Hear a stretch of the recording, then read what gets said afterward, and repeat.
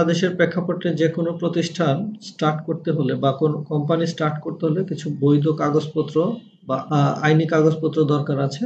সেই সুবাদে বাংলাদেশের জয়েন্ট স্টক থেকে আমরা সর্বপ্রথম ইনকর্পোরেশন সার্টিফিকেটটি গ্রহণ করেছি। এরপরে trade licence, tin certificate, income tax certificate সকল কাগজপত্র কিন্তু আমরা রেডি করে দেন বিজনেসটা স্টার্ট করেছি এবং আমরা এটা বলতে পারি যে বাংলাদেশ গভর্নমেন্টের সম্পূর্ণ বৈধতা নিয়েই বিটেক কমিউনিকেশনের যাত্রা শুরু হয়েছে। তো বিটেক কমিউনিকেশন আসলে মূলত কি? বিটেক কমিউনিকেশন হচ্ছে একটি ব্যতিক্রমধর্মী ডিজিটাল মার্কেটিং সিস্টেম যেখানে ক্রেতারা তার কেনাকাটার মাধ্যমে লাভবান। দেখেন, এখানে আমি বলেছি যে ব্যতিক্রমধর্মী ডিজিটাল মার্কেটিং সিস্টেম। পৃথিবীতে অনেকে ডিজিটাল মার্কেটিং করছে, বাট বিটেক কমিউনিকেশন ব্যতিক্রম। কেন? কারণ পৃথিবীর যে কোনো প্ল্যাটফর্মে কাজ করুক বা যে কোনো বিজনেস করুক, প্রত্যেকে কাজ করে তাদের নিজেদের প্রফিটের। আর প্রত্যেকটা ব্যবসায়ী এই প্রফিট গুলো করে কাস্টমারের কাছ থেকে। আর আমরা যারা কাস্টমার আছি, আমরা সারা জীবন আমরা পণ্য বা সেবা গ্রহণ করছি, কিন্তু কখনোই আর্থিকভাবে কোনো বেনিফিটেড হতে পারছি না। কিন্তু বিটেক কমিউনিকেশন বলছে যে আমরা আমাদের কেনাকাটার মাধ্যমেই লাভবান হব। আর এজন্যই আমরা নিজেদেরকে ব্যতিক্রম বলে দাবি করছি। তো আর এই টোটাল কাজটাই আমরা করছি একটা সিস্টেম ডেভেলপমেন্টের মাধ্যমে।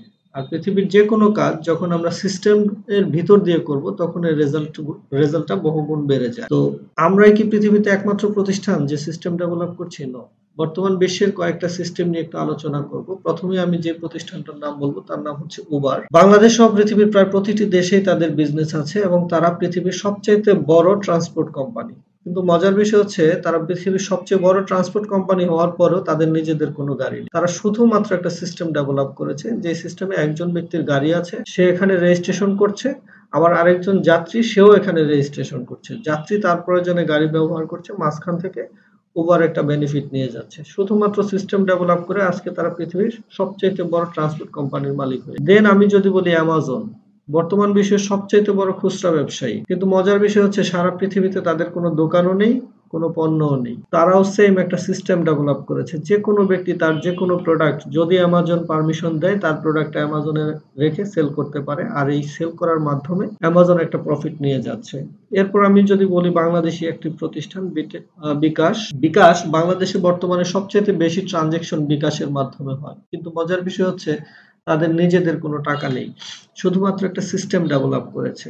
এরপর বাংলাদেশি আরো একটি প্রতিষ্ঠান ফুড পান্ডা। বাংলাদেশে সবচেয়ে বেশি খাবার সেল হচ্ছে বর্তমানে ফুড পান্ডায়। সেরা 100টা রেস্টুরেন্ট একদিনে যে পরিমাণ খাবার সেল করে, ফুড পান্ডা একাই তার চাইতে বেশি করে, কিন্তু তাদের নিজেদের একটা রেস্টুরেন্টও নেই। এখানে যতগুলো সিস্টেমের কথা বললাম তারা প্রত্যেকেই শুধু সিস্টেম ডেভেলপ করেছে। আর এই সকল সিস্টেম, পৃথিবীর সকল সিস্টেম ডেভেলপ হয় কাস্টমারের উপর নির্ভর করে। কারণ কাস্টমার যদি এই সিস্টেম ব্যবহার না করে, এদের কোনো অস্তিত্ব থাকবে না। কিন্তু পৃথিবীর কোন সিস্টেম থেকে কি কাস্টমার কোনো বেনিফিট পাচ্ছে? কোন সিস্টেম থেকে কাস্টমার কোনো বেনিফিট পাচ্ছে না।